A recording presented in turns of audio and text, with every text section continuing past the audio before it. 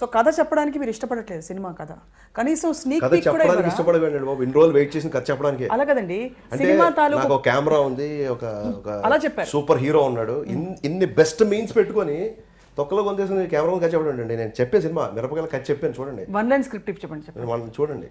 One line synopsis దాన్ని అదే అంటారు మీరు. One line synopsis. మిరపకాయ అంటే రవితేజ అంటున్నారు చాలా మంది. మిరపకాయ రవితేజ సూట్ అవుతుంది, Ravi Teja apt title, Ravi Teja tailor made ఇలా మాడతానండి. సినిమా చూసిన తర్వాత మిరపకాయకి ఇంకో అర్థం రవితేజ అంటే synonym. Ravi Teja is equal to Mirapakaya, Mirapakaya ఇంకా పర్యాపదాలు అనుకుంటారు. సూపర్ కదా ఆయన చెప్పింది ఒక్క మొక్క కూడా అర్థం కాలేదు నాకు. మీకు అర్థమైందా? అర్థం అవ్వలేదు కదా. తెలుసు కాబట్టి నాకు అర్థం. సో రవితేజ గారు ఇంకొక సీక్రెట్ చెప్పండి. మీరు గత 10 సినిమాలుగా మీరు ఒకేలా కనిపిస్తున్నారు, అసలు ఏమాత్రం మార్పు లేదు. మీరు సంతూరు వాడుతున్నారా? కాంప్లిమెంట్ అంటే కాంప్లిమెంట్గా ఇచ్చానని చెప్పడానికి అలా చెప్పండి. ఇద్దరు కూడా చెప్పాను ఒకసారి, ఏమిటండి? ఇది హ్యాపీగా ఉంటే ఫేస్ హ్యాపీ ఉంటుంది. సూపర్. ఇది ఇక్కడ బాగుంటుంది. బికాస్ నేను ఏంటంటే టెన్షన్స్ అటువంటి అసలు జరుగుద్ది. అంటే మీకు చుట్టూ టెన్షన్స్ అవుతుంటే మీకు ఎప్పుడు బుర్రకు ఎక్కదండి? మా మ్యాక్సిమం అసలు You don't feel- total tension తీసుకోవడం బేసిక్గా. తీసుకోరా? సో హరీష్ ఈజ్ ద మిరపకాయ, యాక్చువల్ మిరపకాయ అని మీరు చాలాసార్లు చెప్పారు, ఇప్పుడు కూడా చెప్పారు. ఆయన డైరెక్షన్లో మీరు ప్రత్యేకంగా గమనించిన మీకు నచ్చిన అంశాలు ఏమిటి? అంటే ఉదాహరణకి ఏడవండి అని మిమ్మల్ని వదిలేస్తారా, నవ్వండి అని మిమ్మల్ని వదిలేస్తారా, లేకపోతే ఇలాగే మీరు చెప్పండి. ఇందాక చెప్పాడు కదా, ఎస్ ఫస్ట్ నాకు అసోసియేట్గా పనిచేశాడు, నా సినిమాలకు అసోసియేట్గా పనిచేశాడు, మంచి ఫ్రెండ్ అయ్యాడు. అటు నుంచి చనువు పెరిగింది, తన సీన్స్ చెప్తుండేవాడు, తన ఐడియాస్ చెప్తుండేవాడు, నాకు నచ్చేవి అన్నీ. అలాంటి టైంలో అసలు షాక్ అనే సినిమాకి డైరెక్టర్ తను కాదు యాక్చువల్లీ, ఎవరినో అనుకున్నాం. అనుకోకుండా తను అడిగాను, అడిగితే చేస్తాడు ఓకే. బట్ దీనికి యాక్చువల్లీ కొంచెం ఏంటంటే డార్క్ ఫిల్మ్ అంటారా, కొంచెం మోర్ ఆఫ్ న్యాచురల్ అప్రోచ్ చేశారు. బట్ దానికి సంబంధం లేదు, అదే ట్రావెల్ అవుతూ వచ్చామండి. నా గతంలో నచ్చేది is a very good writer అండి, సెన్సిబుల్ రైటర్.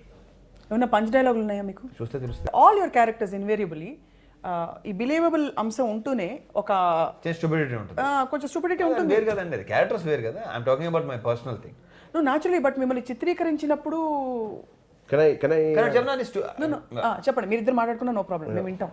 ఇప్పుడు you can't stand stupidity, but నీ క్యారెక్టర్ ఎక్కడో స్టూపిడిటీ కొంచెం ఉంటుంది. ఎక్కడ అసలు నాకు తెలిసి ఎక్కడ లేదు, ఎప్పుడు లేదు. ఒకవేళ ఉందని feel what I mean to say is, లేదా అర్జెంటుగా మీ క్యారెక్టర్స్ లోని గతంలో మీరు చేసిన 10 క్యారెక్టర్స్ లోని మీరు చేసిన హ్యూమర్ సీన్స్ కానీ, కామెడీ కానీ, హిస్ట్రియానిక్స్ కానీ అవన్నీ కూడా ఇప్పుడు ప్రేక్షకులకు చూపించబోతున్నాం. ఇదే పాయింట్ గతంలో. అంటే మీరు చెప్పండి రవితేజ గారు, యూ సీరియస్లీ ఫీల్ దట్ మీది కంప్లీట్గా, ఇన్ఫాక్ట్ మీ యూఎస్పీ అదే అని ప్రేక్షకులు అనుకుంటారు, దట్ స్లైట్గా సిలీగా హ్యూమర్ ఎంటర్టైన్మెంట్ అదే నచ్చుద్దండి, అదే నచ్చుతుందంట. ఎంటర్టైన్మెంట్ అంతే.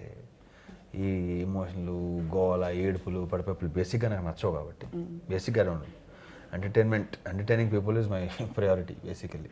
What is the best compliment fans అందించింది మీకు రవితేజ గారు ఇంతవరకు?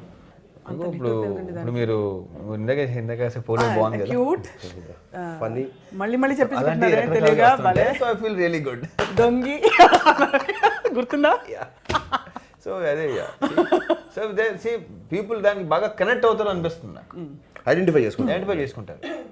వాళ్ళకి ఎలా అనాలనిపిస్తుంది, అనాలనుకుని అలేస్తారు, రకరకాలుగా ఉంటుంది. అంటే ఉదాహరణకి మీరు బాగా స్పేస్ చేసిన స్లో డైలాగ్ ఒకటి చెప్తే జనం జీర్ణించుకోలేరు.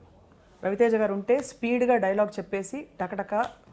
బేసిక్గా నా మాట స్పీడ్గా ఉంటుందండి. ఇప్పుడు అది చెప్పించడంలో ఉంటుంది డైలాగ్. ఇప్పుడు విక్రమార్కులో చాలా డైలాగ్ చెప్పారు అలా.